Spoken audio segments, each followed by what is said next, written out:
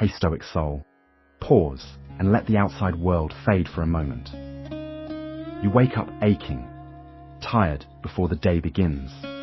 Not just in your body, but in your spirit. You've given away hours, energy, help, hoping to fix people who seem determined to fall apart. You pour kindness into empty cups, searching for meaning, validation, a refuge. But what if I told you some people aren't meant to be saved, and helping them will set your own life on fire? Tonight, we journey through the Stoic law of boundaries, because not everyone is worthy of your rescue.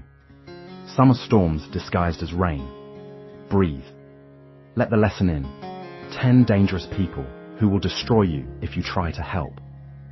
Law 1. Some people are empty on purpose. You meet them everywhere.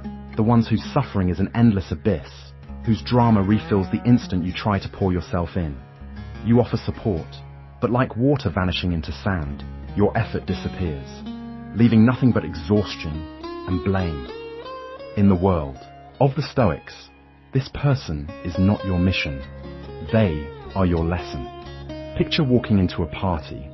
There's always that one guest who parks themselves by the buffet, eternally refilling their plate with cheese cubes. You walk by and offer them some small talk.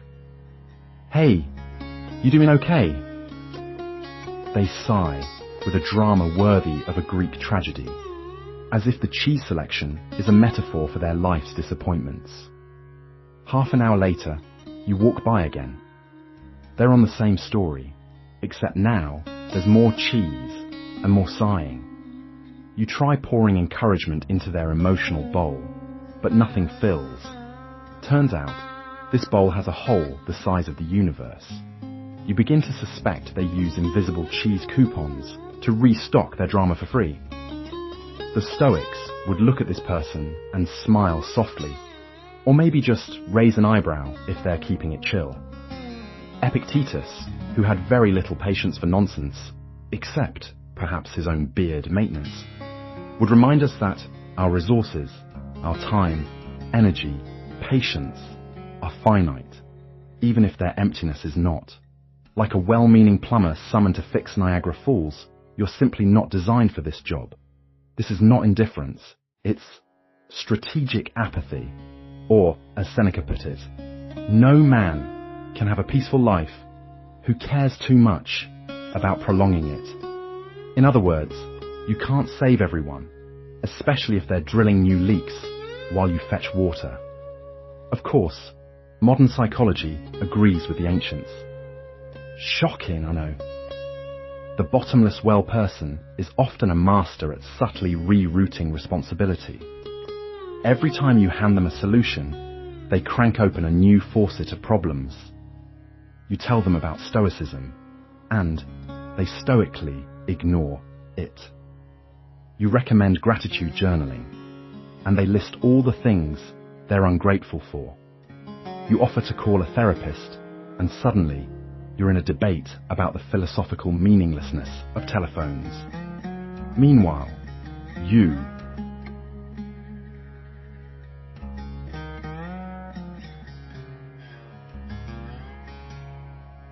would-be mender of wells are left parched.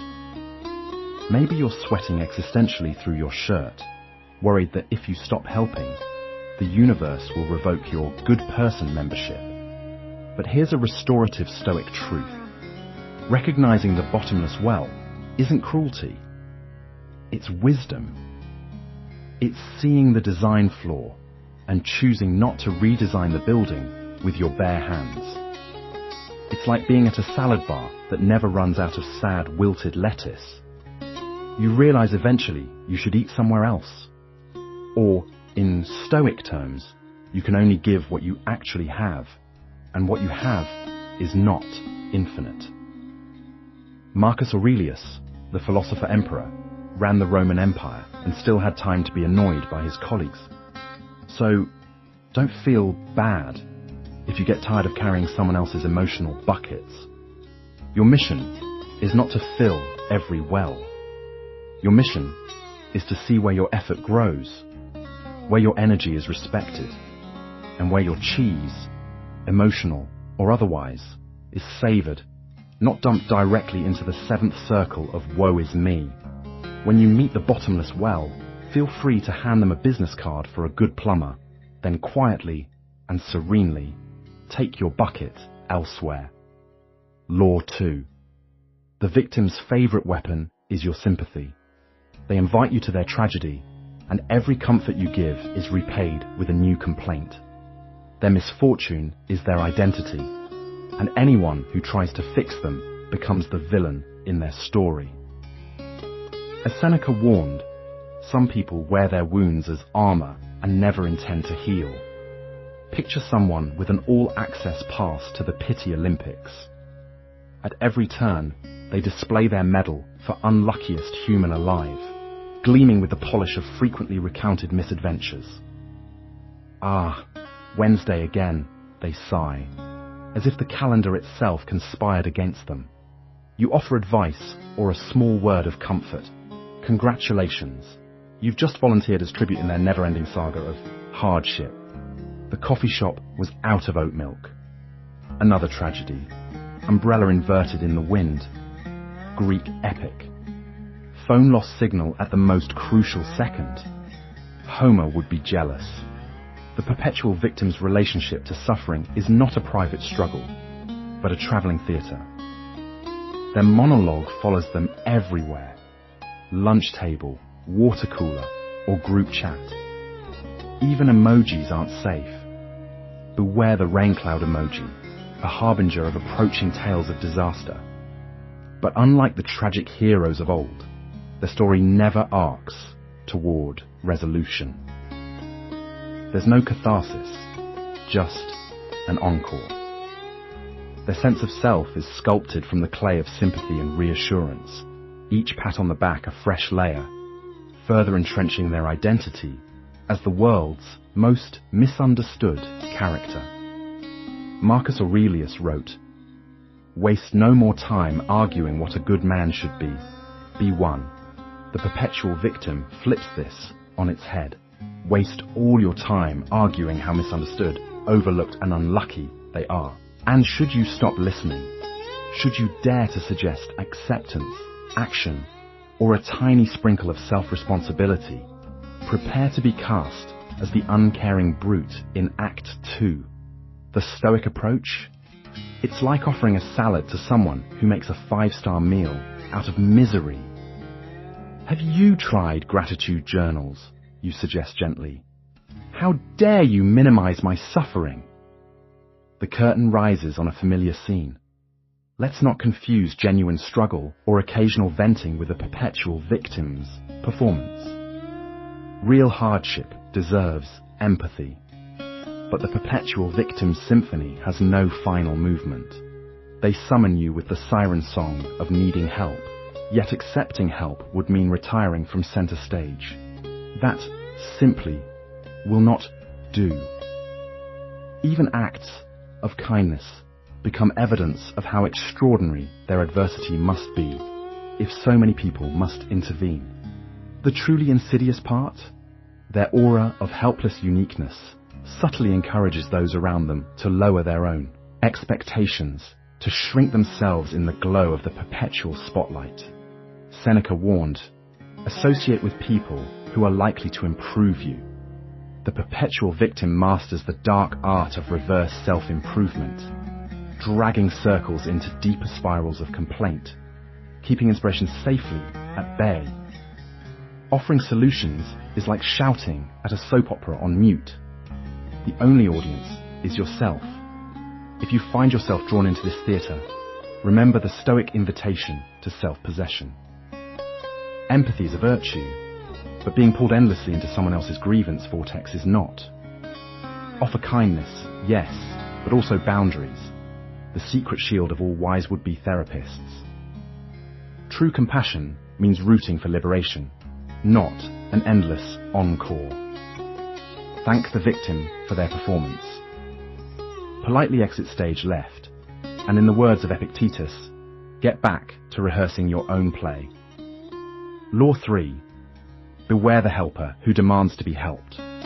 This person will drown you in their needs and call it our mutual support. They offer advice nobody asked for and then crumble when you can't fix their chaos. Stoicism teaches true help lifts without chaining.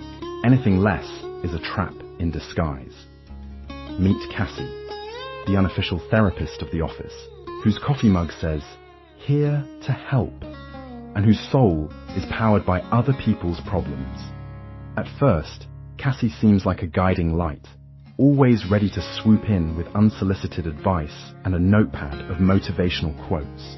But soon, you notice something strange. The more you confide in Cassie, the more you also seem to be scheduling emergency sessions to help her survive life's latest catastrophe, often involving a missing Tupperware lid or a confusing text from her neighbor's cousin. Stoics have a word for this: sympathia.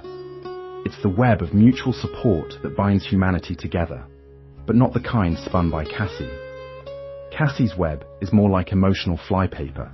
You're stuck, she feels essential, and if you ever stop calling, she texts you so many sad face emojis. The United Nations considers sanctions. Remember, ancient Stoics weren't party poopers. They just had a radar for covert chaos. Epictetus would say, if someone gives you a gift of anxiety, you're allowed to re-gift it to the ether. Marcus Aurelius would offer Cassie a cup of calming chamomile, and then quietly barricade his tent. Why do some rescuers secretly crave saving? Psychology tells us it's a cocktail of validation and control, shaken and stirred. The chronic fixer believes if they aren't needed, they might simply not exist. So, their help comes with a receipt, debt disguised as concern. And when you set a boundary, say by not joining her 5-alarm fire about that time a pigeon pooped on her car, suddenly you're accused of not caring enough. Now, you're not just dealing with your own life, but serving as a character in the ongoing saga of theirs. How do we escape the rescuer's whirlpool without throwing them a life vest made of our own sanity? Stoicism offers a solution softer than a therapy puppy. Return to your own circle of control. Imagine your life as a serene garden, bordered by a fence painted with, "Not my circus, not my monkeys." You can smile, nod, offer a gentle word, but you never leap over the fence into their drama jungle to wrestle their metaphorical monkeys. Unless, of course, you majored in monkey psychology. Even humor can be a shield. When Cassie tells you, "I'm just worried about you," while simultaneously unraveling like an emotionally overwound ball of yarn, you can respond with, "Thank you, but I've got this sock drawer under control." It's kind, firm, and lets her know you're not available for codependent sock organization marathons. Marcus Aurelius would approve. His own diary is basically a Stoic FAQ on how to politely say, "This is a you problem, not a me problem." If you're someone who always tries to help, pause, breathe, and ask, is this genuine compassion or fear of your own silence? Sometimes, the bravest thing you can do is let people be uncomfortable, including yourself. Not all storms are yours to weather. Some are best observed from a safe emotional distance, ideally with noise-cancelling headphones and a large mug of metaphorical cocoa. The true Stoic helper is invisible, unobtrusive, and expects no parade or confetti for their support.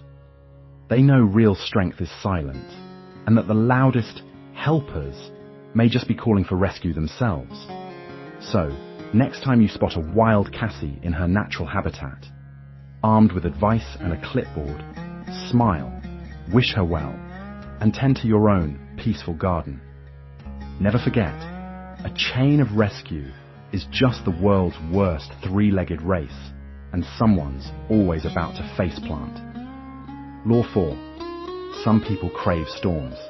Their life is a swirling hurricane of conflict, crisis, and urgent drama. Wrestle their chaos, and you become their anchor. And suddenly, your life is swept into their spiral, Marcus Aurelius said, "If you keep company with the disturbed, you become disturbed." Let's imagine you're sitting peacefully, sipping your chamomile tea, browsing photos of baby otters online. Suddenly, your phone buzzes. Your friend Dave is at it again. In the latest episode of Dave's Daily Disasters, he's gotten into an argument at a bakery about whether banana bread counts as dessert or breakfast. By the time you respond, you're not talking about baked goods anymore. You're pulling Dave out of a Twitter feud involving 3 aunts, a cat, and someone threatening to bake a quiche of vengeance. Your evening serenity? Vaporized. Welcome to the eye of the storm population. You. Chaos creators have a special talent. They're psychological meteorologists, skilled at turning every stray cloud into a Category 5 hurricane. Minor inconveniences become existential crises. Routine disagreements mutate into Greek tragedies. And somehow, their storms have a gravitational pull, luring you in, asking for advice, support, or simply a witness to the daily tempest. You might start out as the helper, but it rarely ends there.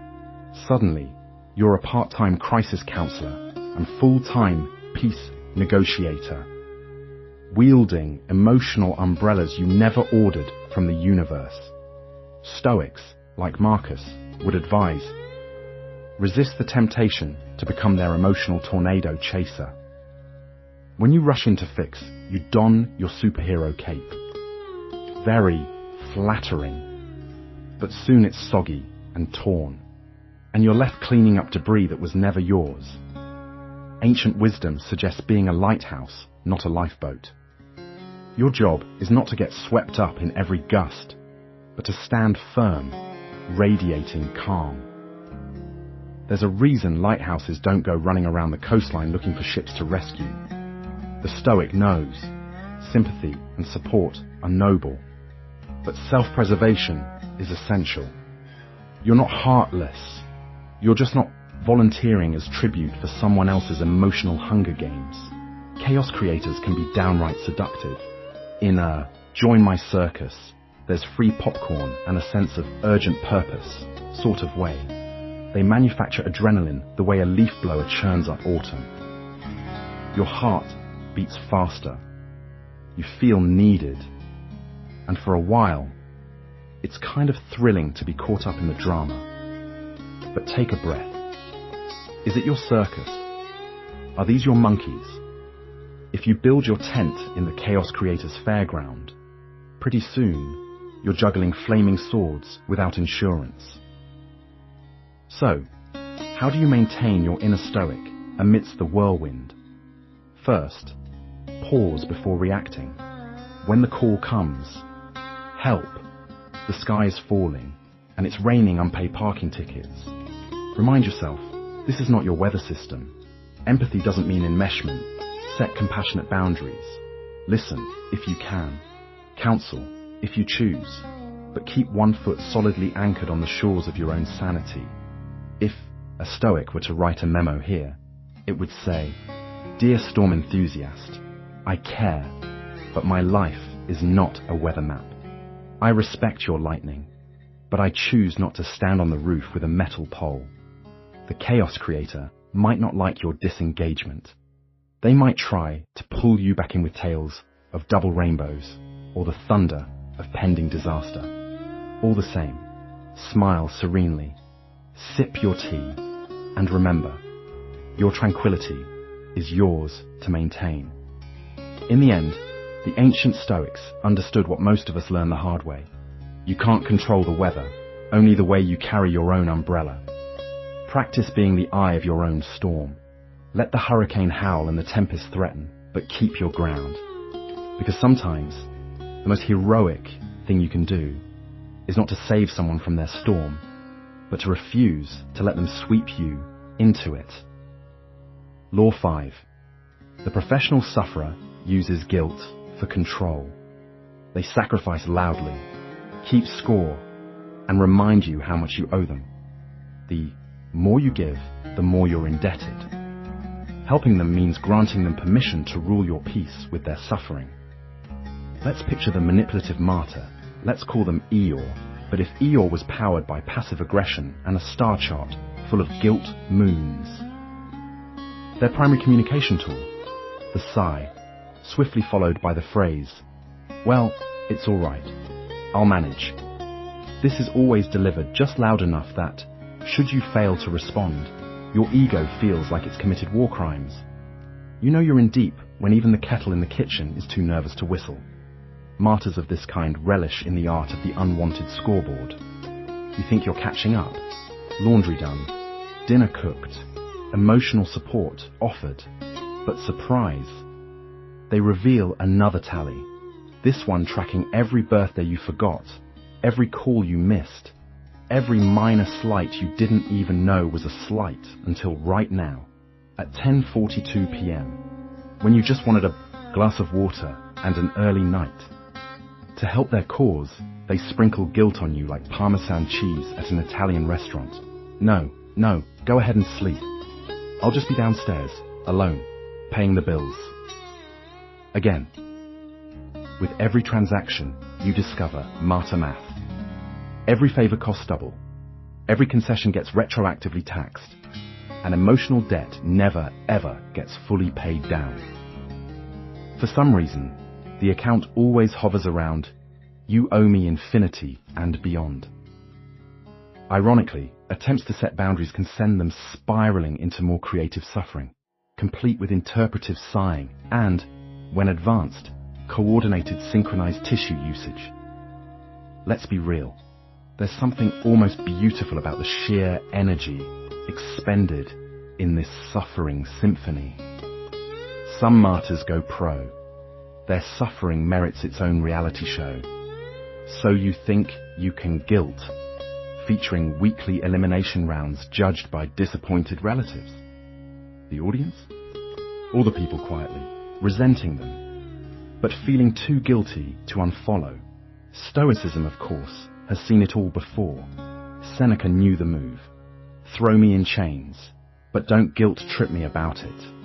The Stoic response, and here's where modern psychology meets ancient cool, is to recognize the difference between generosity and emotional taxation. A Stoic remembers, you can donate a kidney, just don't give up both, and your spleen because someone says you ruined their week in 2007. The manipulative martyr's favorite game is emotional monopoly. The rules are simple. You land on their property, i.e., forget to read an email, and you pay them, first with an apology, then with a promise, then perhaps your next vacation days.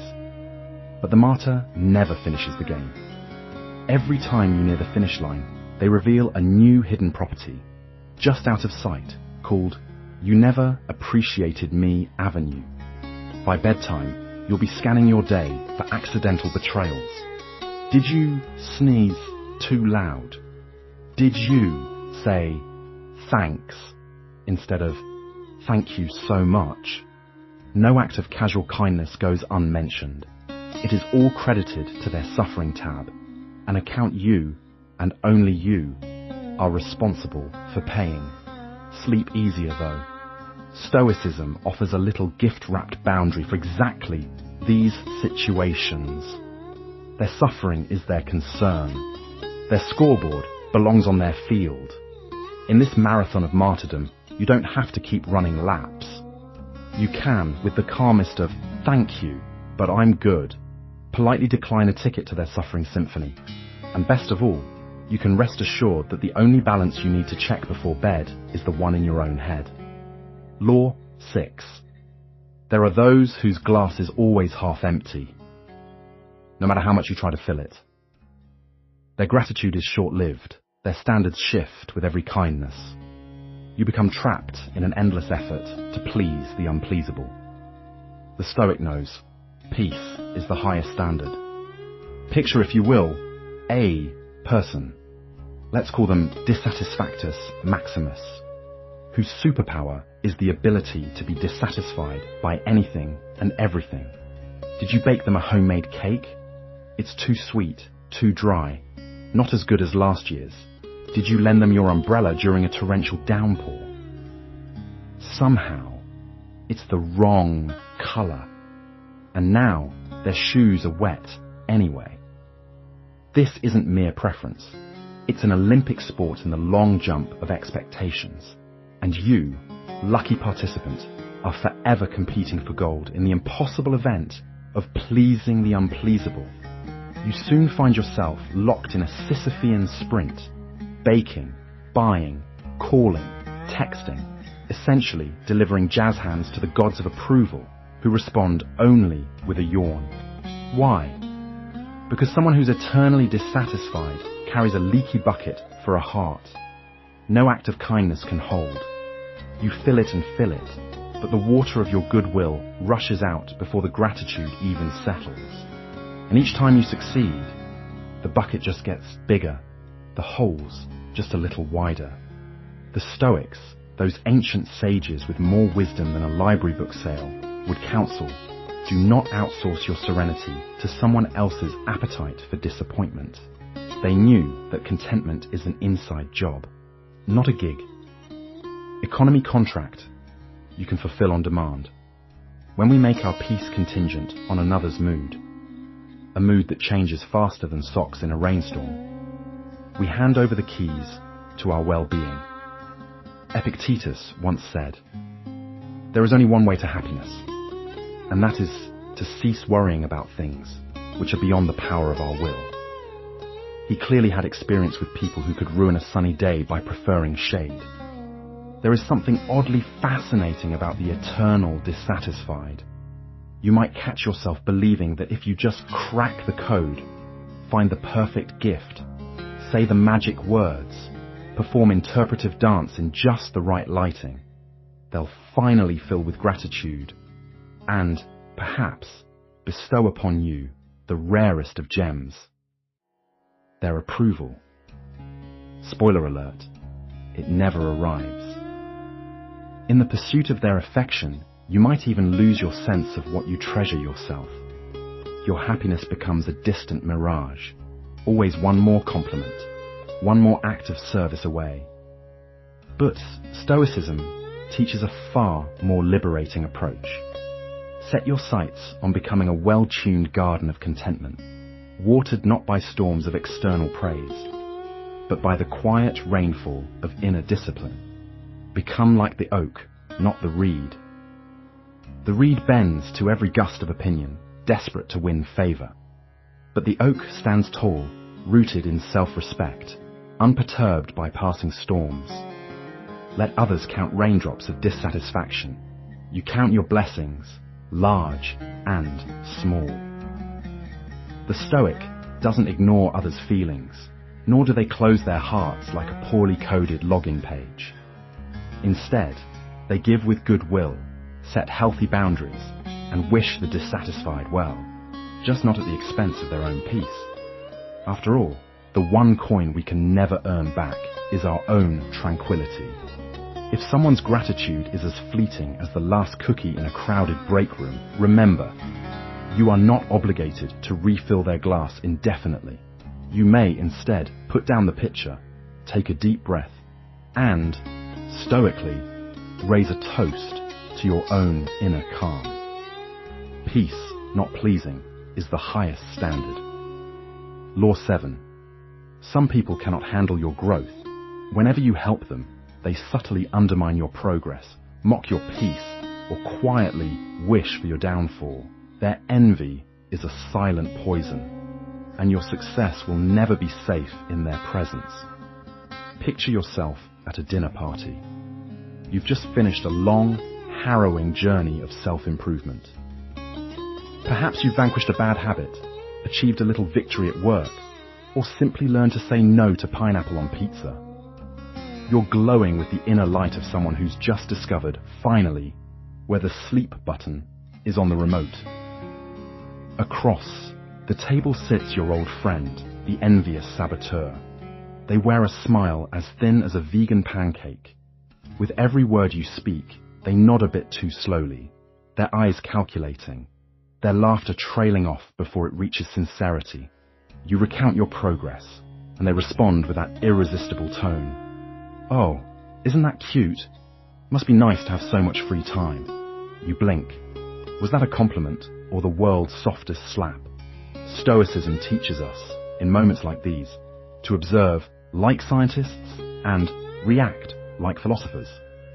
As Marcus Aurelius would say, not at all like a YouTube comment section, don't absorb their poison. Instead, remain anchored in your own achievements and values. Imagine you are an old tortoise. Others can throw lettuce or shade, but you keep moseying along. The envious are stealthy, skilled at weaving barbed wire out of gossip. You'll hear things filter back. Well, he only got that promotion because he's a brown noser. Or she acts all zen, but just wait until she explodes at the next office coffee shortage. They couch their envy in jokes, advice, or feigned concern. Don't you think you're getting a bit obsessed with your new habits? They whisper as they refill your glass, conveniently forgetting that last month you were the one picking them up from their emotional hangover. It's tempting to fight envy with logic, to correct their twisted tails. But the Stoic gently sets the record straight with silence and steady progress. You realize that debating an envious person is like playing chess with a pigeon. No matter how good you are, the bird is just going to knock over all the pieces and strut around like it won. At times, their envy turns into subtle sabotage. You mention your plans to start a side project, and suddenly the saboteur's calendar is packed, except when you're free. You resolve to eat healthier, and, miraculously, they've made double chocolate cake, just for you. Their mantra: if you can't join them, derail their train and blame public transport. So what's the Stoic's antidote to the silent poison? Guard your energy with gentle boundaries. Befriend those who cheer for your growth, not those who fear it. When the saboteur tries to pull you back into the pit of petty competition, smile warmly, refuse the bait, and keep moving forward. Treat their envy not as a reflection of your progress, but as a signpost that you're headed somewhere worth being. And when they sift the sea, if I'm sucking, west the sitter, spert enna, behind your back. Remember, you're not responsible for the weather in someone else's emotional climate. Some people walk around with a thundercloud in their soul, worried that your sunlight will make them melt. Shine anyway. And if their envy grows too loud, politely excuse yourself from the dinner table of drama and dine in peace among friends who celebrate your appetite for growth. Pineapple pizza or not.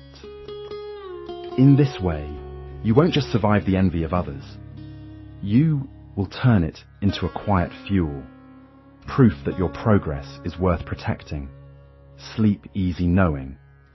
If they're talking about you behind your back, at least it means you're one step ahead. Law 8.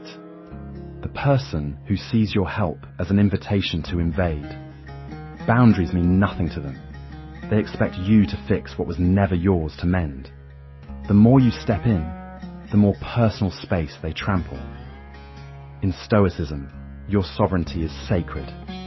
Picture, if you dare, the chronic overstepper, a walking, talking vortex of needy energy. It starts off innocently.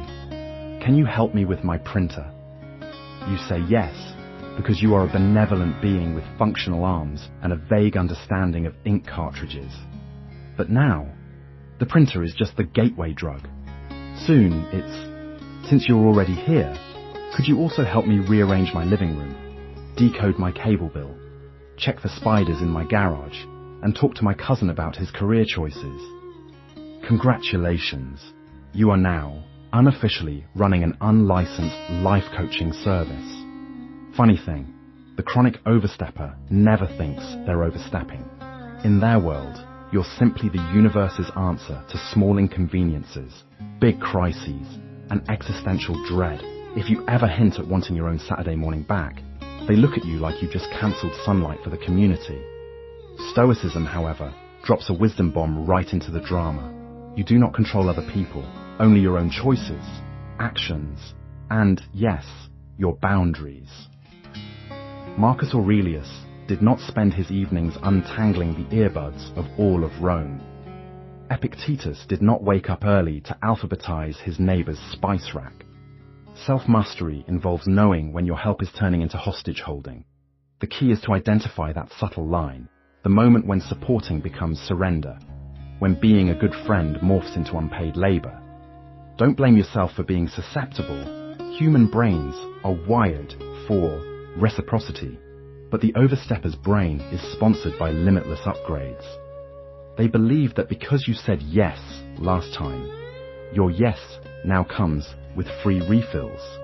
Notice how, with every request you fulfill, they become less grateful and more entitled. It's like feeding a gremlin after midnight. Cute at first, but soon you're fending off gremlins, multiplying on your kitchen counter, reorganizing your spice rack, using a system known only to the chaotic gods. Now, every time your phone buzzes, you jump, involuntarily, like Pavlov's dog, fearing an emergency involving IKEA furniture, or emotional support regarding their neighbor's girlfriend's dog's anxiety. For the Stoic, the answer is gentle, but unwavering resistance. Learn the art of the graceful no. You don't have to show up to every circus you're invited to, especially when you didn't buy a ticket. Construct those boundaries from concrete, not cardboard. You can even make it fun.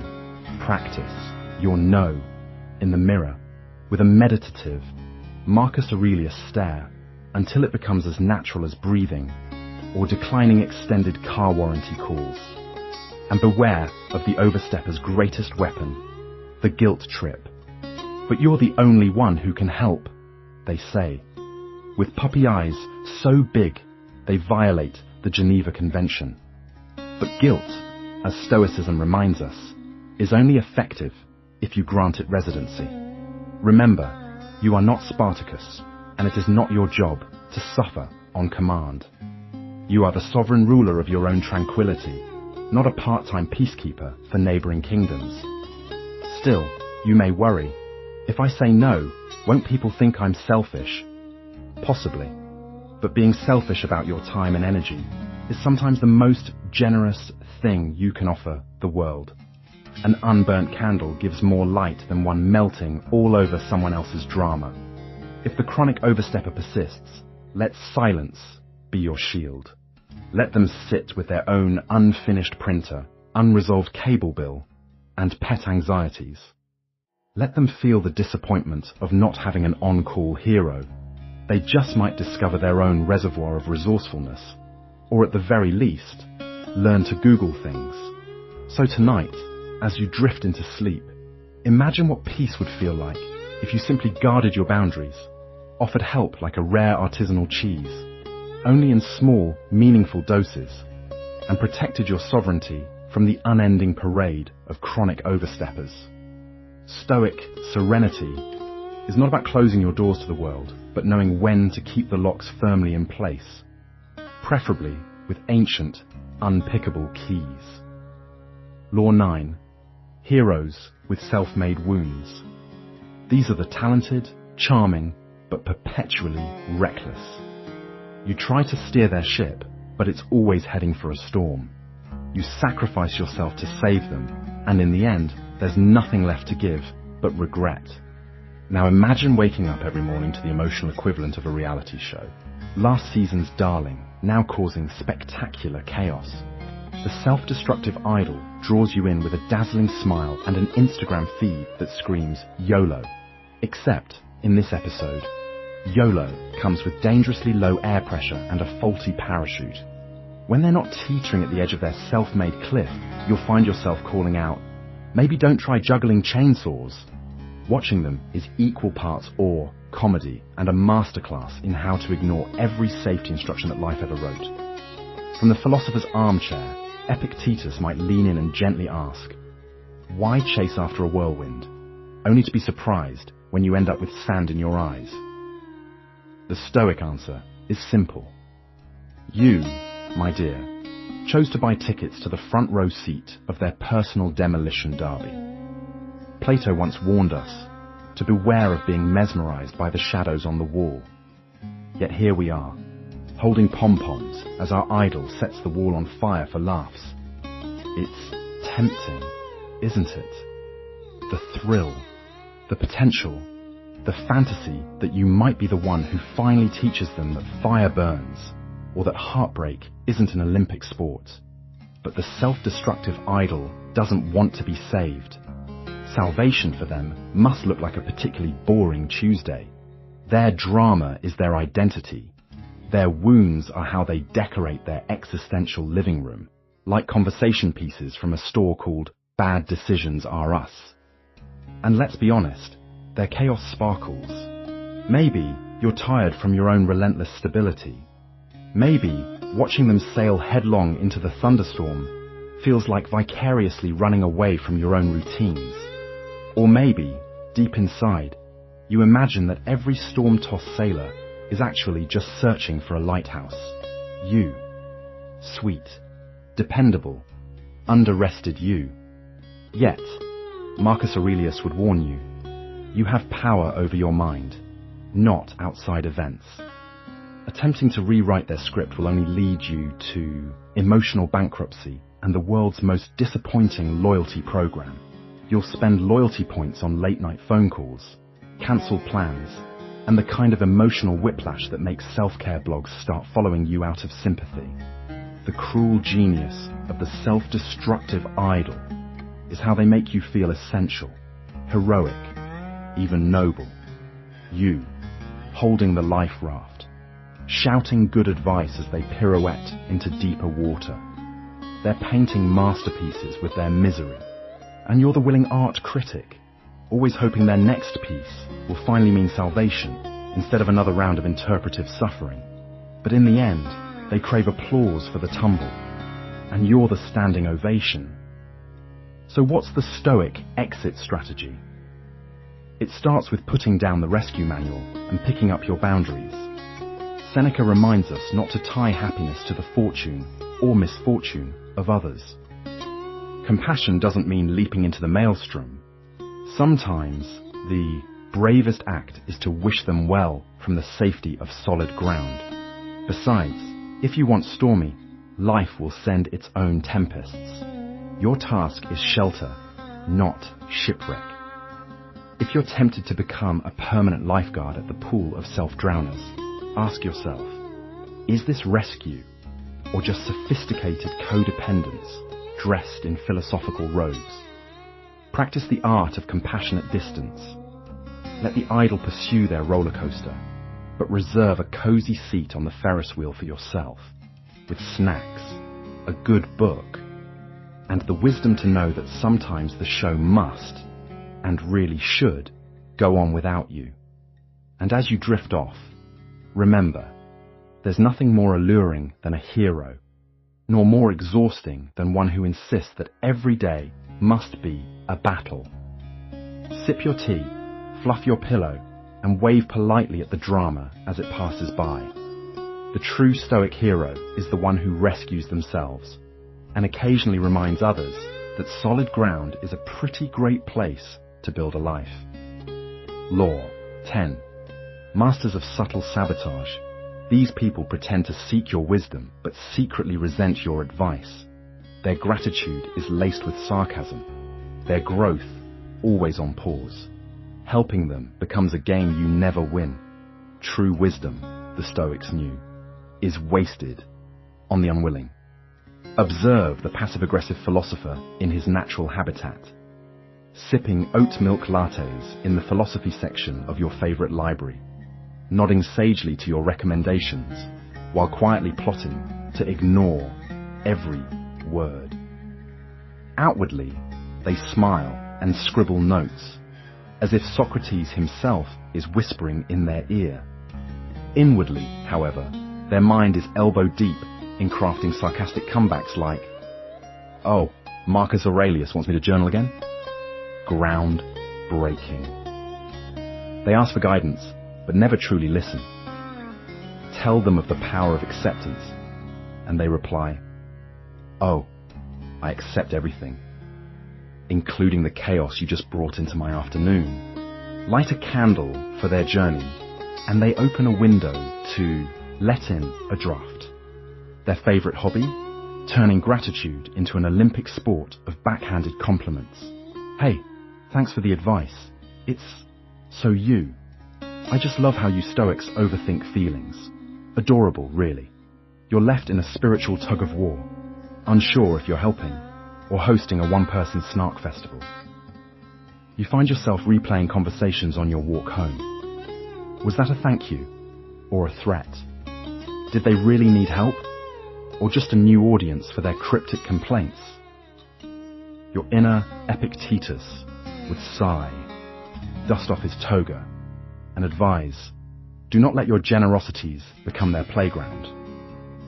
The Stoics wrote that we should offer advice as if handing over a lantern in darkness, hoping, never demanding, they take it.